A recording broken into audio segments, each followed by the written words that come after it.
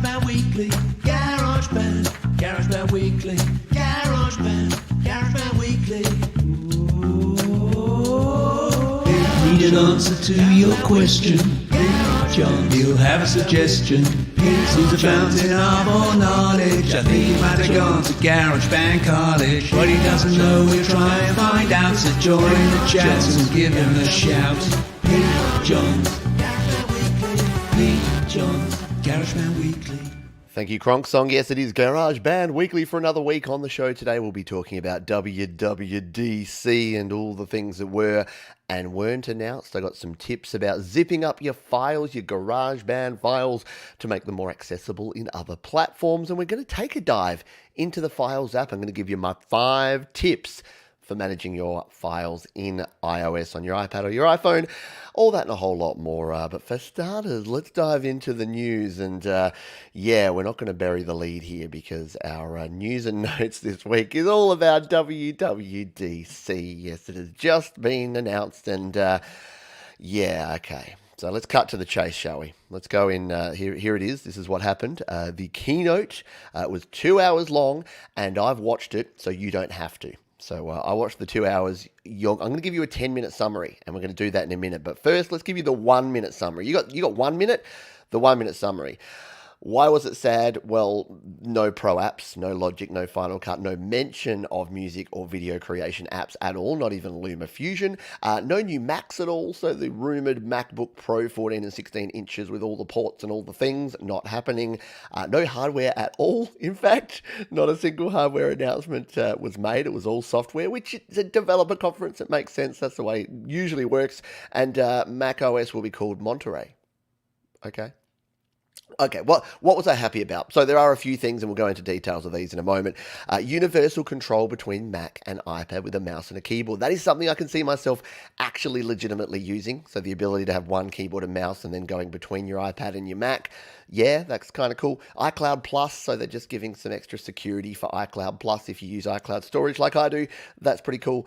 AirPlay to Mac is finally here. So I thought when I bought a Mac, I thought it existed. It doesn't, but it will. So Monterey will have AirPlay to Mac. So you can AirPlay from your iPhone or your iPad to your Mac, which I think is going to be pretty cool. FindMy for AirPods. So if you're like me and you lose your AirPods a lot, FindMy on your AirPods is going to be good. And FaceTime cross-platform. Exciting? Maybe not. So that is it. Thank you, folks. Goodbye. I hope you have a good day. No, we will go into some details as well. There is a poll, so I want you to tell me, how excited are you? So I've got a poll here on the channel. In fact, I got to jump over there myself. Do I get to vote in my own poll? I don't know. You probably get my idea here, but I can't vote in my own poll. We'll close the poll in about 10 minutes after I go through all of the details here of WWDC and R-Times2 says I was a little excited about the upgraded weather apps.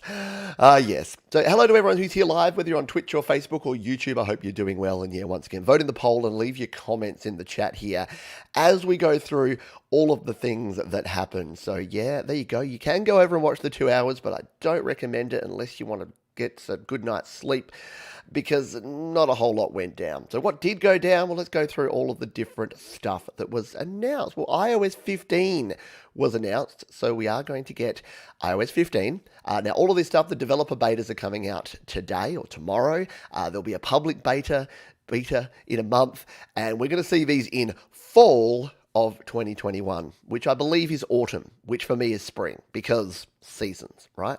Who knew? Nothing really happening anytime super soon. But iOS 15, what is that going to bring? Well, let me bring up my notes here because I took some painstaking notes. Yes, and it was painful to take the painstaking notes. So once again, you don't have to actually watch this stuff. So iOS 15. Spatial audio was a big thing, and I guess that's the most audio-centric thing, so spatial audio is coming to more things. Anyone excited about spatial audio? I'm a stereo audio guy. I don't actually care if stuff's in front of me or behind me, but maybe that's good for some people. Lots of stuff around voice isolation in chats and things to remove ambient noise. Also wide spectrum for everything. So there's a lot of talk about the fact that we're all Zooming and we're all FaceTiming and we need better audio. There's going to be a grid view for messaging. There's all FaceTime stuff. There's going to be portrait mode to blur your background like you can do in Zoom. You're going to be able to schedule FaceTime events. You're going to be able to be cross-platform. I guess that's semi-exciting. If you've got friends that are on Android or Windows, you can cross-platform your FaceTime, but we'll just use Zoom, and SharePlay. So they talked about a lot of these streaming parties where you'll sit around and listen to albums and watch movies. Do people do that? Maybe I'm just an old man yelling in a cloud, but I can't see myself setting up a movie or an album on Apple Music and then just like chatting to a friend while listening to the album because I just want to listen to the album. But there you go. Notifications, some new Do Not Disturb and focus modes, which I think are going to be kind of cool for people like me that forget to Do Not Disturb themselves. To be able to have a focus mode, if I can just set up a Pete's live streaming mode, turn off all of his beeps and notifications, that could actually be genuinely cool for me. Live text, so OCR in your photos, that could be kind of cool. So when you take a photo of something in iOS, it'll actually bring out the text of that so that you can copy that and put that into other apps. Didn't mind the idea of that. Spotlight for photo search, so you get text results. You go, what is this dog? It's a poodle. All right, awesome. Party.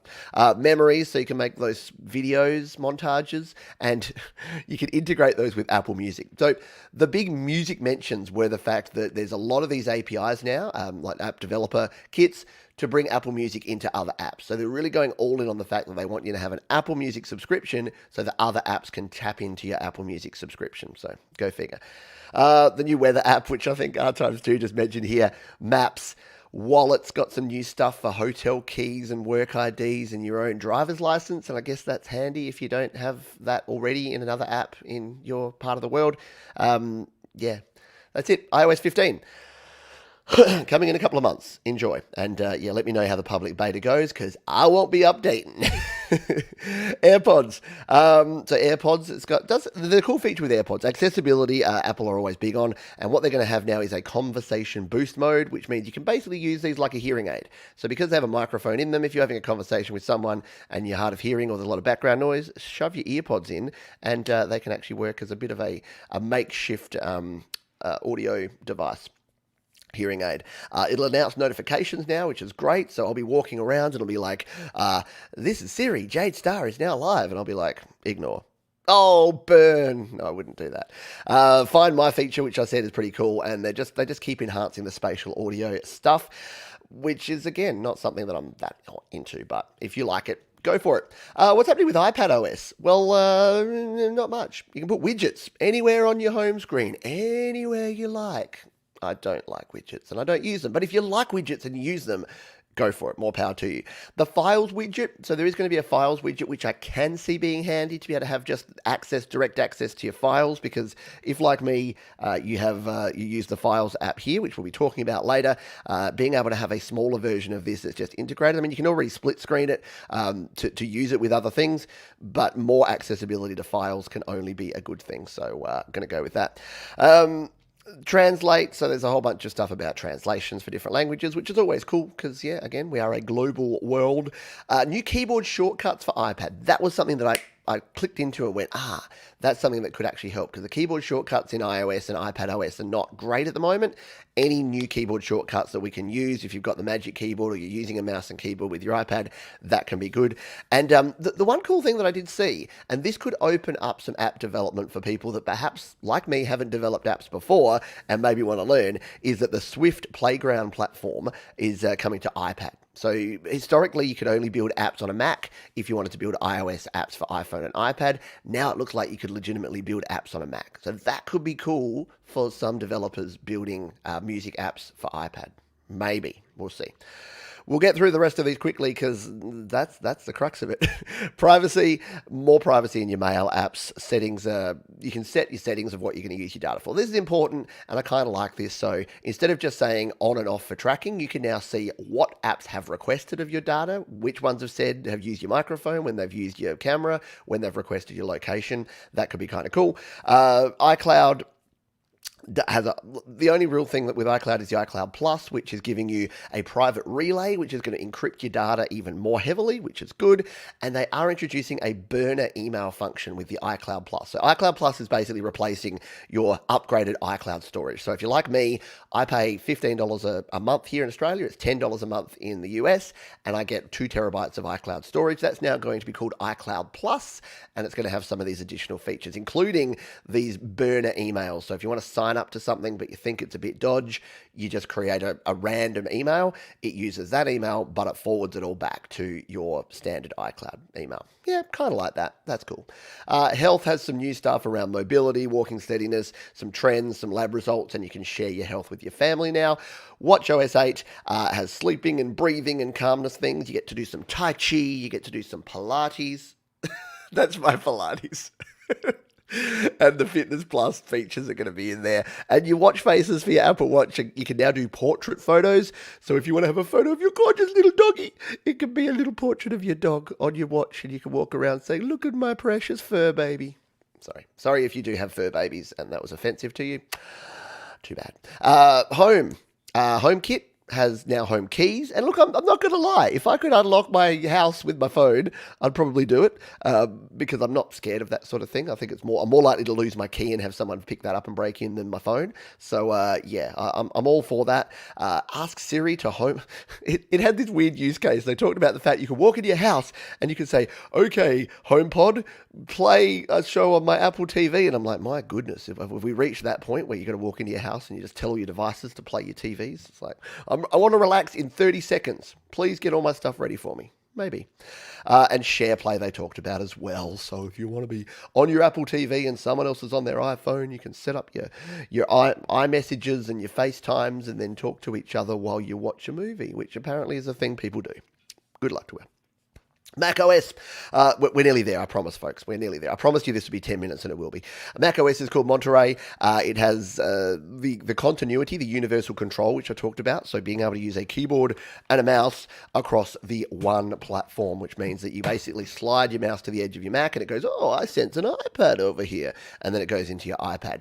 I can find that useful because I legitimately use that. So right here, right now, I have this, and I happen to have this Bluetooth mouse that I have to tap a button here to then come over here, and now this mouse is on my iPad. I've got to tap the Bluetooth button again, and now it's back here on my Mac. So for people like me, that's actually a legitimately good use case. But I don't know so much for other people. Drag and drop between devices, also very cool, and we'll be talking about files lately. AirPlay to Mac, which I'm super excited about. Oh, by the way, when it was Craig Federighi, one of them was doing the demo where they were showing the moving between the iPad and the Mac. He actually went boom. And I'm just like, yes, we got our first boom. And then we got our first gorgeous, talking about the new Safari browser. There's a whole bunch of stuff there with tabs and tab groups and things that you can check out. I don't know that that's going to be that good. The one interesting thing is that web extensions. So if you use Safari on your Mac, you know that you have extensions. You haven't been able to use extensions on iPad and iPhone. Extensions are coming to iPad and iPhone, so that could actually be handy for some things that we use as creators. For me, I use TubeBuddy and things like that. If there's a TubeBuddy Safari extension for my phone in the future, I'd actually be kind of happy with that, because for a creator, that's a good thing. And then at the very end, they talked about developers. It was a weird developer conference keynote because they talked about end users for an hour and a half, and then they gave 10 minutes at the end to developers. They talked about the APIs, for notifications, for focus, for object capture, the Swift programming platform, and really the most interesting thing out of that, many of you that use apps on iOS and that have helped beta test apps will have used TestFlight on iPad and iPhone. TestFlight is now coming to Mac. So that's actually a good thing for developers, that they've got that one universal platform. And it's really, if I had to summarize all of this, it's really the iOSification of Mac. So we thought that iOS was going to get more Mac-like features probably a year ago. It's actually the other way around. The Mac is becoming more like a big iPad than the iPad's becoming like a small Mac. And that's probably how I'd summarize all of this stuff personally. So what do you think? The poll is still open there. I'm going to close that in just a minute. So if you haven't already voted and you're just joining us here, vote in the poll there and it will let us know what you think. But there you go. You can jump over there and check it all out. But you now don't have to watch. I've just given you 2 hours of your life back that you don't have to spend because I watched the keynote for you.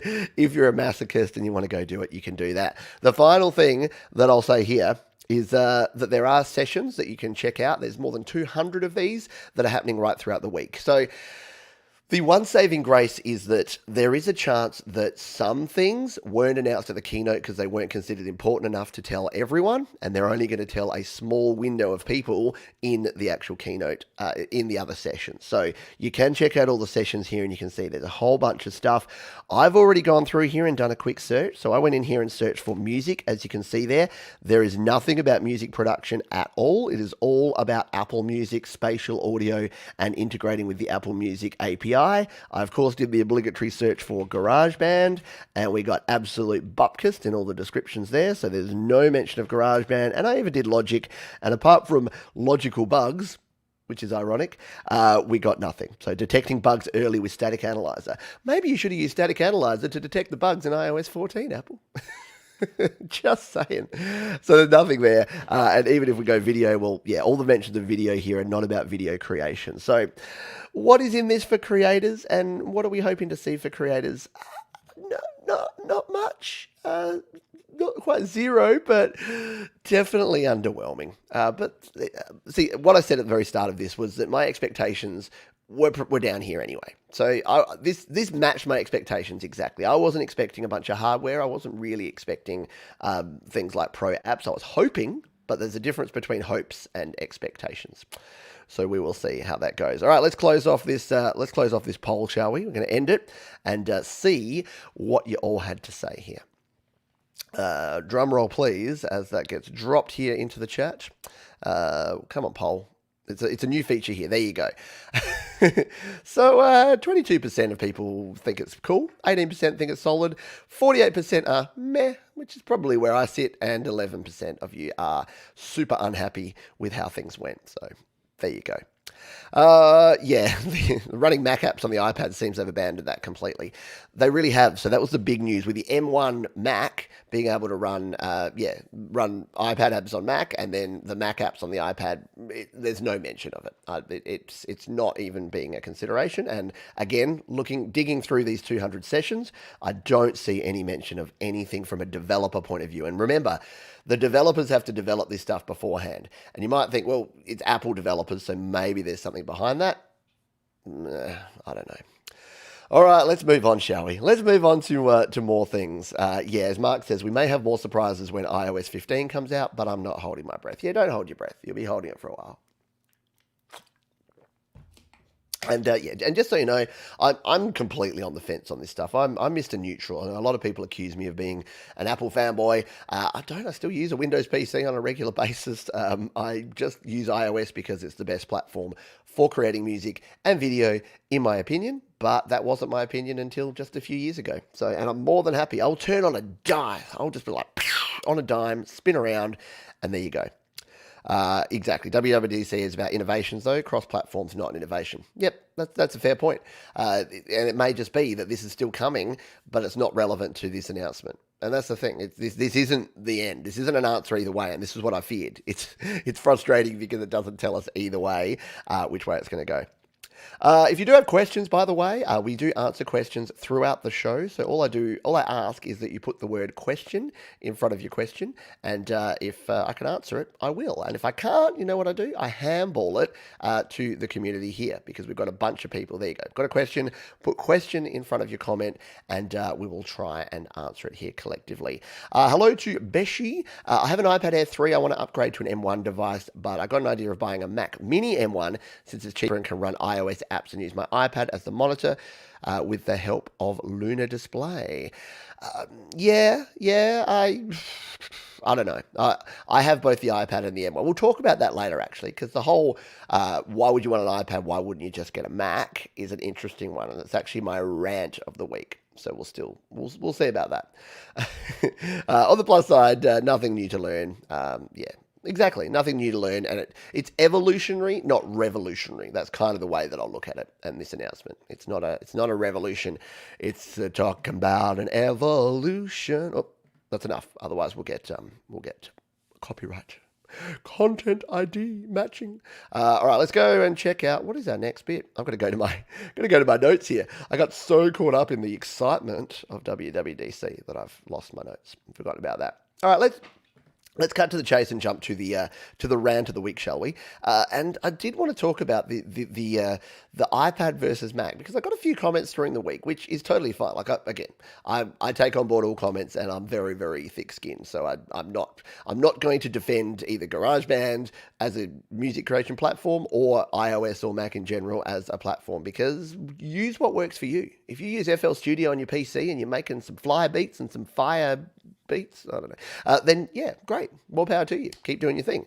But I just happen to like the workflow of GarageBand, and I know many of you like the workflow in GarageBand as well. So like I said, I'll have a quick rant on this, because I get the question often. It's like, why would you ever buy an iPad when you could just buy a Mac? Like, you can do so much more on a Mac, it's so much easier. And it used to be the reason that you'd not go a Mac and that you'd go like an iPad in the past is that it was much cheaper. Well, the M1 Macs have actually come down in price. So if you compare a MacBook Air and an iPad Pro, guess what? They're about the same cost, and they have the same processor in them now. So if you are using GarageBand like I do, why would you want to use the cut down, the limited version of GarageBand here on your iPad? Why wouldn't you want to use GarageBand on a Mac to have that more functionality? Well, there's a couple of reasons. Number one is that some of us don't need the extra functionality. That's sort of the number one thing.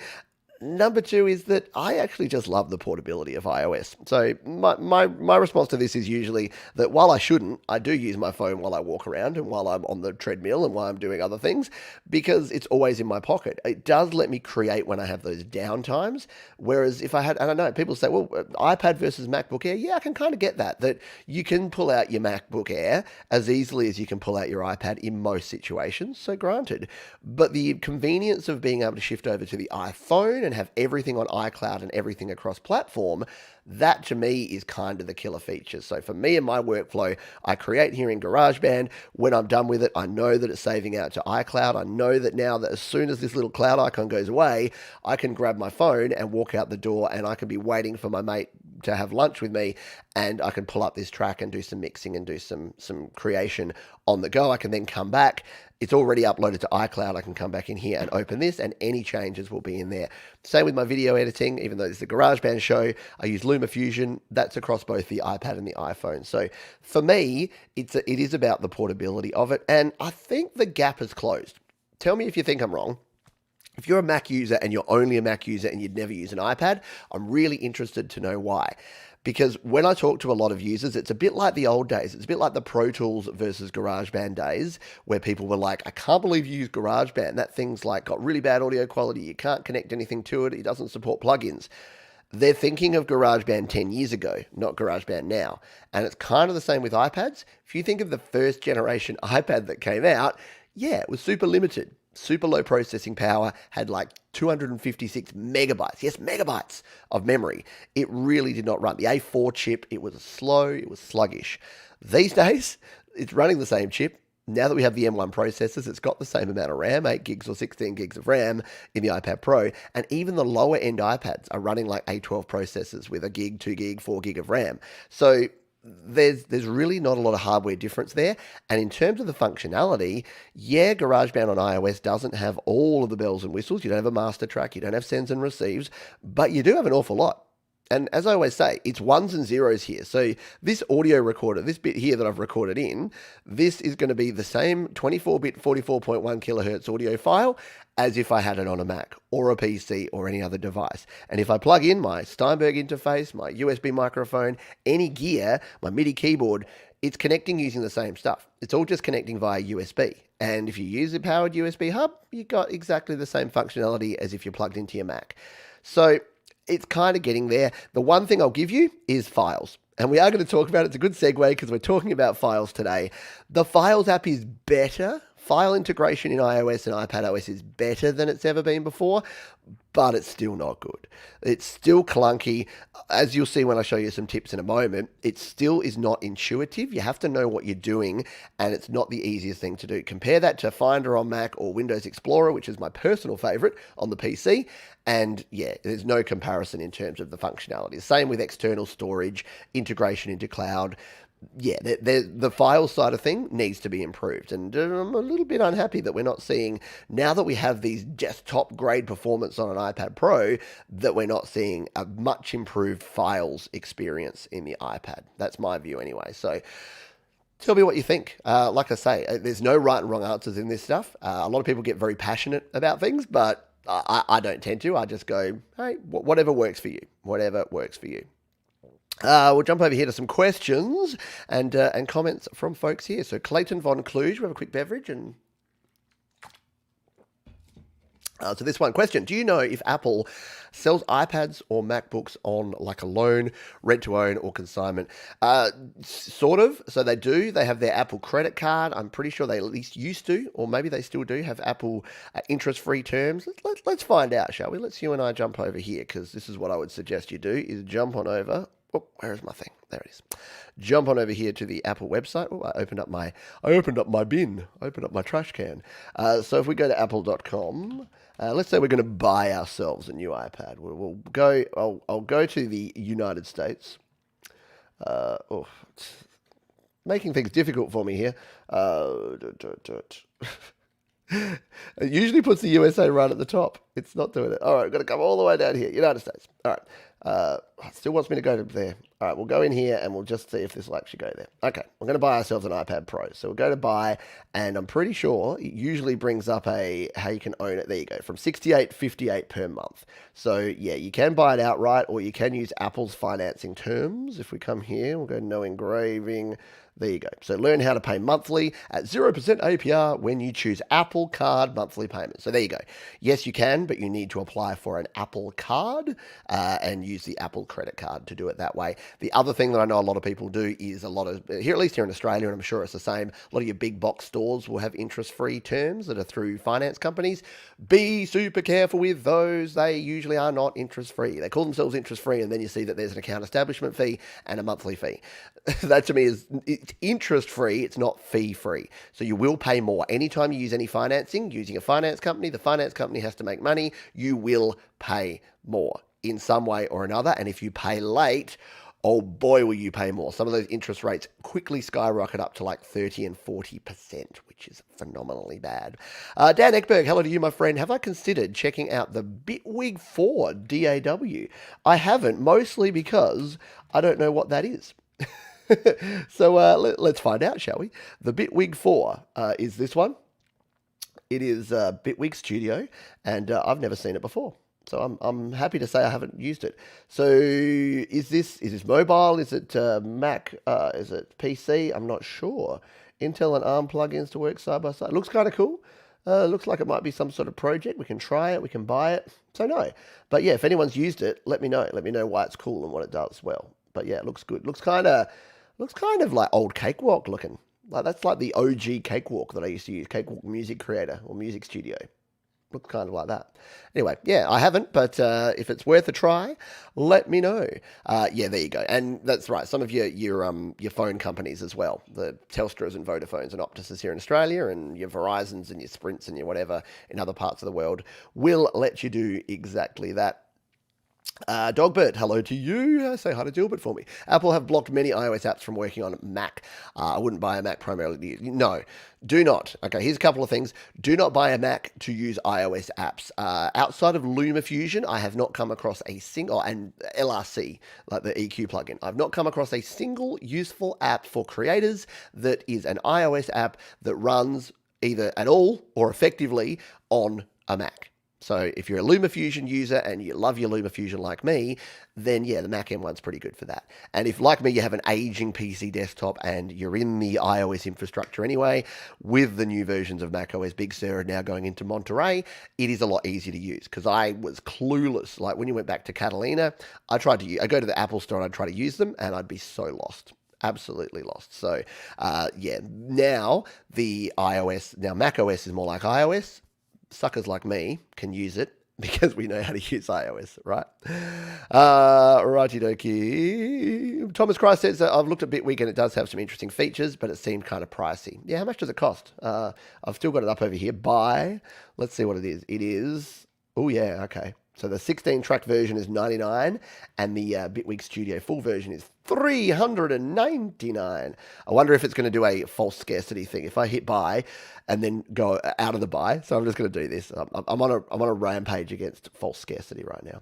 So if I come out here, I have a discount coupon. No, it doesn't give me an instant discount thing. I wonder if I try to go out of there. Okay, no, they're legitimate. I don't mind that. Sometimes you go to these things and you go, all right, I'm going to buy it now. And as soon as you go out of it, it says, but wait, if you buy it now, we'll give you an instant 40% discount. And it's like, well, that's great. What if I just bought it and didn't try and leave? You're punished for just buying and wanting the product, and you're actually incentivized to be not sure about your purchase. I really dislike that. Bad pricing model, in my opinion. All right. iPad for drawing as well, my Creative Hub. Yeah, that's the other thing. I didn't even mention the touchscreen component, but that's the number one thing that drew me to iPhone and iPad to begin with is the touch screen, because I find it so much easier. Just editing these days on LumaFusion, just with two thumbs, and I can do all my trims and all my cuts and all my everything. And yeah, the same with music creation. It just makes it easier to edit. Ace to BT, how you doing, my friend? I know this is slightly off topic, but I thought people might like to know that I've started collecting records. I started with a soft off lesser known album. Good job. Yeah, go with the vinyl. I don't have a record player, so I'm not collecting records yet. Night Train 1988. I do a lot of work on music on my phone and on mobile, and then just pop across to my iPad as a project and carry on when I have the time to work at a desk. Yeah, and that's exactly what I do. That's my workflow in a nutshell, being able to do that. And true, iPads and iPhones you can hold in your hand. You don't burn your tops of your legs when you're on the loo. That's an absolute point. And by the way, there's two types of people in the world. There's people who use their devices while on the toilet, and liars. I'll just let that one hang there for you. Now, I'm sure there are some people somewhere in the world that must not use their devices on the toilet, but even those of us that say we don't, we do. Just so you know. It's why you shouldn't ever borrow someone's phone, just quietly. There you go. Jasmine agrees. Yeah, Jasmine's got LumaFusion on her iPad, and it runs well. Jasmine's got the base iPad, but that thing is a beast. I'm telling you. I know that iPad Pro is the way to go if you're a creator and you got all the dollars. But yeah, again, considering for an 11-year-old that saved up all of her money and bought a $500 iPad, that thing hums along and does a great job for her creating needs. Chris Lapalma, hello to you. I've been holding off on purchasing a MacBook Pro waiting for this event, so I'm gutted there's no new MacBook Pro. Yeah, and I think the rumors are, here's the thing, what the John Prosses and the rumor mill people of the world are going to do now is come out and say, we said that they'd be announced in summer. We said nothing about WWDC. So I think they're still hoping that there'll be some sort of soft announcement in July, because all the pundits are saying summer 2021 new MacBook Pros. The other challenge, though, is that there's chip shortages across the globe of everything. So that's something else to keep in mind, that they may be holding back. The last thing they want to do is release and then not have enough stock to actually ship. You don't want a bunch of hungry people ready to pay $5,000 for a high-end laptop and then not have enough stock to ship them. So I think they'd rather wait until they have the stock in place and can satisfy everyone. They say it uses the M1 chip better than Logic. Oh, there you go. So that back to the Bitweek Studio. Yeah, I'll have to have a look. Maybe I'll reach out to them. Maybe they'll give me a free copy. I'll be like, hello, I'm a YouTube man. Please give me free things. That's exactly how I sound. GeoShred, anyone? You know what? I have tried GeoShred. Talk to Jade Star. She's done some great videos on GeoShred. So go over to Jade Star's channel, JADESTARR, and search GeoShred. She has covered it in detail a bunch of times. So head on over there, because it is a cool app, and I do want to do it. More info than we need. Yes, I know. Even my 10-minute version of this was more than you need. Just catching up on the chat, and then we will jump into our next segment. N. Ezekiel says the only apps I use for making music is BandLab and GarageBand. Yeah, I got to try BandLab. I've been threatening to do a show where I try BandLab for the first time. If you don't know about BandLab, there's Cakewalk by BandLab, but there's also the BandLab platform, which is like an online music making platform. If you've never checked it out before, it's pretty cool. It looks super cool. I've never used it. It's like cross-platform. You can do it in your browser. It's mobile, but it's also desktop. Look at that. Yeah. So let me know. Put your hands up. Give me a hands up emoji in the chat right now if you would like me to explore that. And I'll legitimately set up a live stream where I do it live here on the channel for the first time. I'll download it on the App Store. I'll try it in the browser. I'll try and create a song, and I'll bounce it around, and we'll have fun. We'll spend an hour or two here, and we'll play around with BandLab. If you would like to see that, hands up. If I get enough hands up in the chat here from folks that I know are creators that would like to see that, then we will go ahead and do that. All right, let's see if you do. Once again, if you do have any more final questions, please do throw them here, and we will jump in because we've got a couple of practical tip sections to get you through here, and then I promise we'll have a bit more of a chat at the end if you do have any other questions there.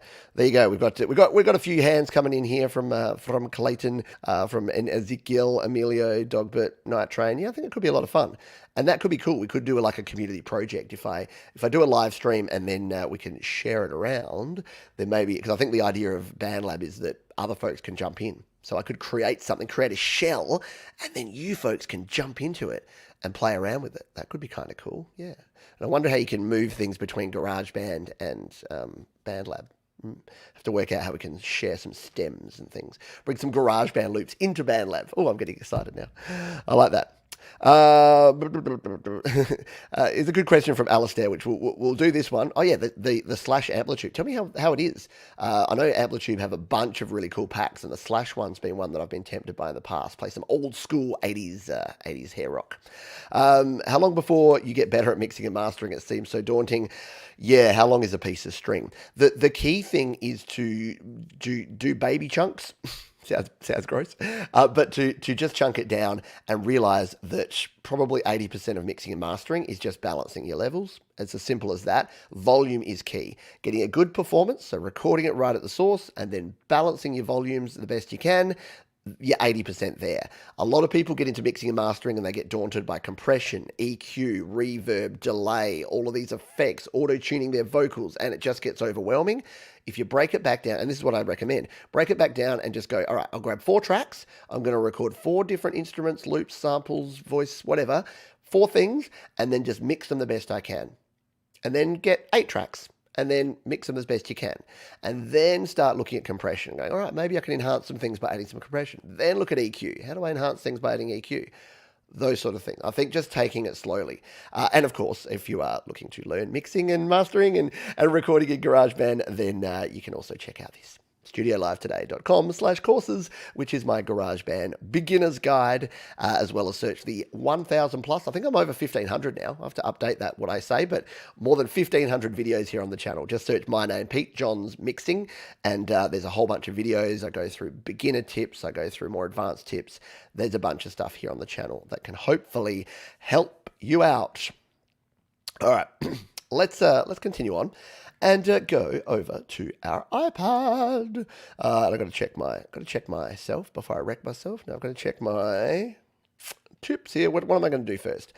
You know what? We'll flip it around. We'll do the plugin, the app of the week, and then the tip of the week because they go hand in glove, so to speak. So let's jump over here and take a look at this. Right. So got to get my mouse set up. All right. File management in iPad or iPhone is a challenge, but with the Files app, you can actually make things a little more easy for yourself. So what I'm going to do here is give you my 5 key tips for using the Files app here on the iPad or your iPhone. So, number one thing that you need to know about the Files app is where you store your stuff and setting up your locations. So over here on the left, you can see we've got all of our locations, and I've probably got some here that if you're starting out with iOS or iPadOS, you may not have. Things like Audio Share and Dropbox here. You can integrate with all of your different platforms. Well, what you can do is actually set those up by using your settings here. So if we click or tap on this button here, you'll notice that we have the edit sidebar. So this is called our sidebar here in Files. We can edit the sidebar, and look at this. We can add and remove different things. So if I wanted to add in this SanDisk Connect or this iCab mobile browser, I can do that. And of course, I've already added in. So yours may look something like this. If you haven't installed Dropbox and Google Drive and OneDrive, you may have a sidebar that looks like that. All you need to do is tap up here, and any apps that you have installed that have Files integration, so that's important, needs to have Files integration, will be here and available for you to add in. And this makes it super easy to view your files directly from within here and transfer files and copy them between locations, which is what we're going to look at now. How do you copy files? So how do you send files from one place to another? Well, here's something that I'd have to do quite often, and that is move things over to my iCloud drive from either on my iPad or my Audio Share Files location. So for instance, if I'm on my iPad here and say I've saved something in GarageBand, so I've got this one here. Well, let's go to this one. Pete is noob. Well, that's a Cubasis one. We'll use this for GarageBand for simplicity. So say I have this GarageBand project that's on my iPad. Now, that's a problem because if my iPad goes for a swim in the creek, guess what? I lose that file. But if I copy it over to iCloud Drive, I don't lose that file. So how do we do that? Well, we select it. We tap there. We select on this one. And down the bottom here, you'll notice that we've got a bunch of options. We can either share it and then send it over there, or we can move or copy. Now, the reason that there's only move is if we select move, if we do it to somewhere that's in the same location, it will actually move it. But what you'll notice here is if you send it to a cloud storage like iCloud Drive, it'll actually copy it. So see how when we're here on our iPad, if we moved it just to another folder on the iPad, it'll just move it. If we're moving it to iCloud Drive or some sort of cloud storage, it'll copy it. So let's grab this one and let's just stick it here in my GarageBand iOS folder on the iCloud Drive.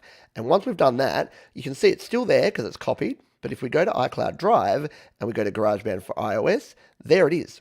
And you can see it's got this little cloud icon. That means it's uploading it right now. You can see down the bottom here, it's waiting to upload that. And in just a couple of minutes, that'll be completely uploaded to the cloud. And that means if something happens to this iPad, I have got a copy of that file. It also means I can then go and open that file on my iPhone or my Mac, or I can share it using iCloud Drive to another user, which is a very cool thing. And if you want to learn about collaborating and sharing, I've got other videos here on the channel that cover that. So that is done now, and we're good to go. The next thing that I'm going to show you here is how we can actually zip up a file or multiple files here in Files app. Now, why is this important? Well, you'll notice over here that we've got things like Dropbox, Google Drive, OneDrive. They don't support Mac files. So this, or they don't support iOS files. So this one here, this GarageBand file, is a .band project. So if you're in iOS, if you're on your iPhone or your iPad, you can open this, you can copy it, you can do what you like. But something like Google Drive, for instance, will see this as a folder of files. And as soon as you copy it there and try to copy it back to another iPad or iPhone, it will be corrupted. It will not work. The simple way around this is to compress your file. So all we do for this is hit the select button at the top here, select whatever files we want to compress. So if we just want to compress this one, we tap on that. In the bottom right, there's a more option here. We tap on that and we hit compress. That will zip this sucker up. Boom, it is zipped. It is good to go. Now we can use that same method we used before. By the way, there's two ways to do this. I'll just show you this quickly.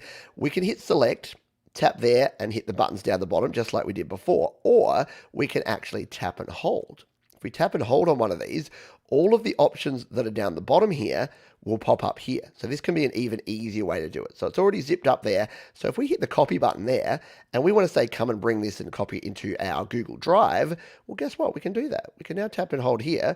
We can paste it in and boom, it's going to start copying that across to our Google Drive. Now, it probably hasn't worked immediately because some of the integrations here don't work amazingly. I'm going to be upfront with you about that. It's why I use iCloud Drive more than anything. Sometimes your Google Drive and your OneDrive, you have to go back to the original app and like authenticate it and open it up. It's why I tend to do things a slightly different way, which is that once it's in your files, open up the other app. So open up your Google Files app and then just add it. So go in there, say add file, and add it from your files. But technically, it should work this way most of the time, except when it doesn't. So that's how you compress your files.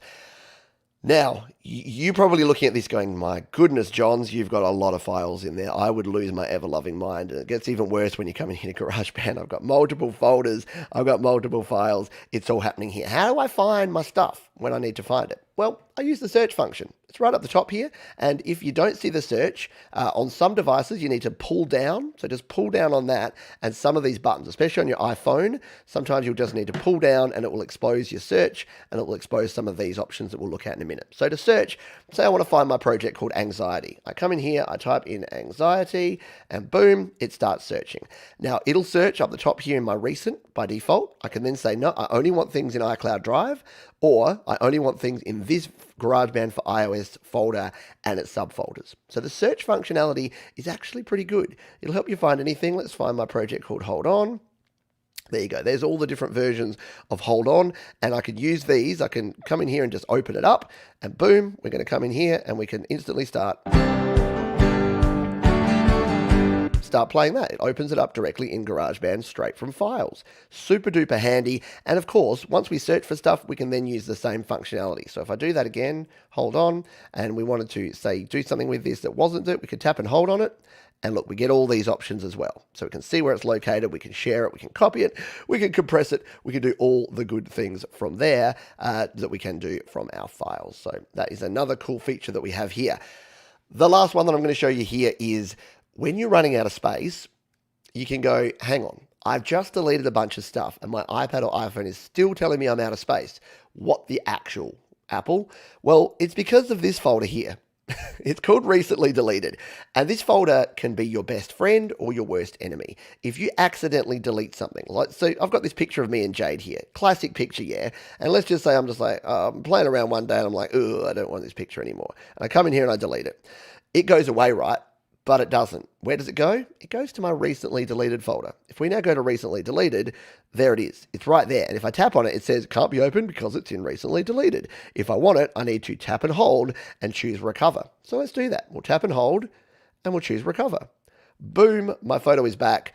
I've got it back in my iCloud Drive. But what if these are all things I want to get rid of forever? Well, no problem. All I need to do is hit the select button in the top right, and down the bottom, we can either recover all of them, or because I know that I don't want to keep any of these, I'll just hit delete all, and it will say, are you super duper 100% positive sure? And I go, yes, and we delete it. Boom, gone. History, and we don't have those anymore. So that will actually free up space on your iPad or iPhone if you are using too many files, which, let's be honest, most of us are. So there you go. The Files app here in iOS and iPadOS. Super handy and convenient. And there's some tips that will make you a Files Pro before you know it. Let's have a beverage. Boom indeed. Boom, boom. There you go.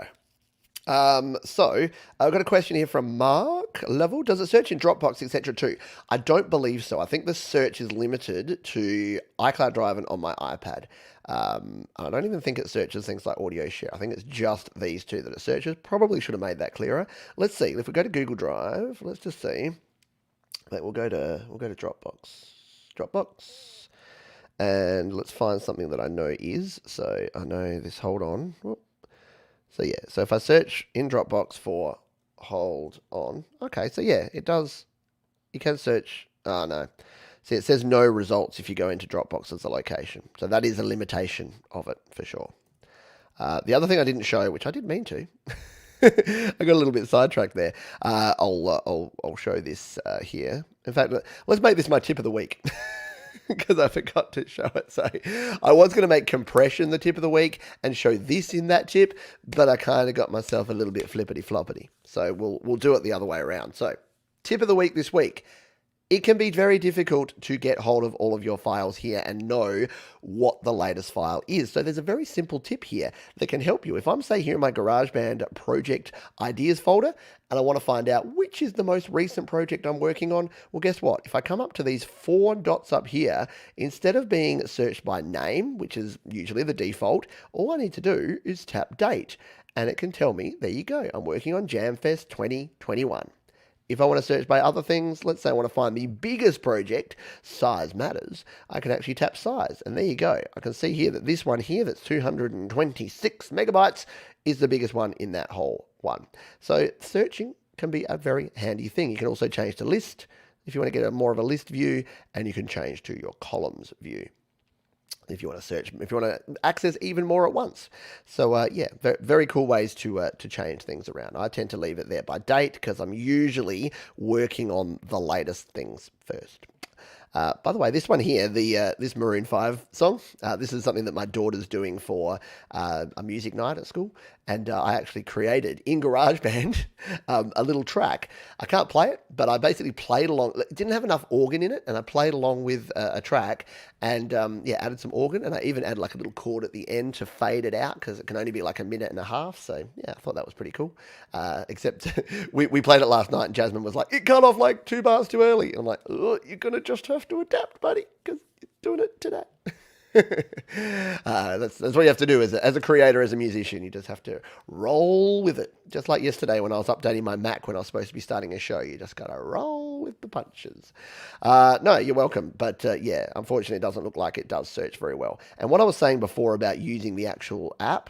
So for instance, if I come over here to my Google Drive app, this is the way that I would suggest doing it if you really do want to add those zip files to a Google Drive. So I would come in here and I'll just use the Murdering Time folder. So yeah, you can see I did exactly that with Murdering Time. So I'd come in here and I'd just hit the plus button. We say we want to upload. It'll go browse, and then we can just go into our Files app, like a soul, and browse around and just find what we want. So where did I save that one? I saved it here in my GarageBand. So there was that zip. So that's what I do to actually add it, and then it just uploads it. I've found that uploading to the cloud directly within the native app is a lot better than trying to use the Files app integration, because sometimes it works, sometimes it don't. So there you go. I didn't know you can do that. And that's the whole point of this. I hope that you get some things out of these shows that perhaps you didn't know. I know that the Files app is not the most interesting app, but it's these little things that actually just, empower your workflow and make you able to do things quicker, that can free you up for checking out all the cool different plugins and all the other things that you need there. Alrighty, I'm just going to scroll back up and just see if there was any questions that I missed there. Looks like I did. Question, do you own or have a course on the Native Instruments Machine Mark III? I don't. I'm pretty sure that Doug over at the Sound Test Room and possibly Jade Starr has looked at that. Correct me if I'm wrong, folks, but I would go look at that. In fact, why don't I look for you? Why don't I just have a wee look here? We'll go to our YouTubes. And we'll search Sound Test Room. And what is it? It's spelled weirdly, isn't it? Machine. I'm sure Doug's looked at it. There you go. Of course he has. He's got an entire bloody playlist on it. There you go. Yeah, so go over and check out Doug. Look at that. Machine Mark III. Tutorials and demos. 13 different videos in there. All of the stuff. All the things in the places. All right. Let's move on, shall we? Boom, boom, and come back here. So we'll see if we've got any other questions. What kind professor do you use for singing? What kind professor do you use for singing? I don't know. I don't have a professor. I don't even have a teacher for singing. So not sure. Sorry, not sure what you're asking. But yeah, Jade's a good singing teacher. Maybe chat to Jade. She does good things. Alrighty, let's come on down and see if we've got any other questions. Yeah, if you do have a question that you want answered or attempted to answer, please mark it with question in front. All right. Does zipping the file save much space if you are not using it? Not really. Most of the stuff's pretty compressed anyway, but it does save some space. If you zip up, depends on the file types. Audio and video files don't tend to compress down very much if you are zipping them up. So yeah, I don't think so. Let's continue on here. I'll just have a final look and see if we've got any final questions because we are about to finish up. See you later, Andrew. Thank you for being here. Yeah, no, it's getting very late for the folks in the UK and Europe, so we will finish in just a couple of minutes. Thank you. Thank you, Picks and Sticks Music Studio. I appreciate you. I appreciate your kind words. All right, I think we are done. We might finish early. Who would have thunk it? A show where we've talked about the WWDC announcement, and we're going to finish early, of all things. So before we finish up, though, the resource of the week, and we're going to be super shameless and self-promoting here because it is my GarageBand Beginner's Guide. If you are starting out with GarageBand or you know someone who's starting in GarageBand, I have my Beginner's Guide. It's just $10, and for $10, you get a hand-picked variety of videos here. 5 hours of hand-picked content here. You can pay for it with PayPal, just $10, and it's even got a really cool search function. So I was playing with this earlier because I thought one of the questions I get asked a lot is, how do you enable 24-bit audio? And I'm like, I wonder if the course is smart enough, if I just type 24-bit, if it's actually going to find this. And check it out. It comes in here and it says, there you go. It jumps straight to the part of the video that I show you how to actually enable it. And you can see, I show you right there, it's got the subtitles and everything, and you can find exactly that. You can then search for other things. So if I want to search about EQ, I can hit EQ, and it will find all the search results that are relevant to that. I can look at the EQ analyzer here, and it jumps around to the exact part of whatever video I'm actually talking about that particular thing. So if you're a beginner, if you're starting out, or even if you're an intermediate or advanced user, it can provide some interesting information and a good one-stop shop for all of your GarageBand iOS needs. So if you're a GarageBand iPhone or iPad user, then jump on over to studiolivetoday.com/courses and check it out. What's coming up this week on the channel? Well, we of course have the regular usual suspects, Your Music Live, next week's GarageBand Weekly. We do have Sarah Newen joining me for the Creator Town Hall, which should be super fun. We've got a happy hour coming up next weekend, and on Thursday night, which is Friday morning for those here in Australia, Thursday afternoon or evening in the rest of the world, we've got Randy Motz, Wind Talker, who is a great creator, creates some amazing music, and he'll be interviewed here on the show. I'm also going to be on Jade's channel talking with Jade and Doug about what did or didn't happen at WWDC. So stay tuned to the channel for all of those, and we'll make sure that there's plenty of notifications and plenty of time for you to do that. And if you want to keep in touch with everything that goes on around here, join the mailing list. Just head over to studiolivetoday.com or directly to studiolivetoday.com/email. Join the mailing list and you'll be good to go. Thank you for being here. Please be kind to yourselves, be kind to others, and keep creating. I'll see you soon. Bye for now.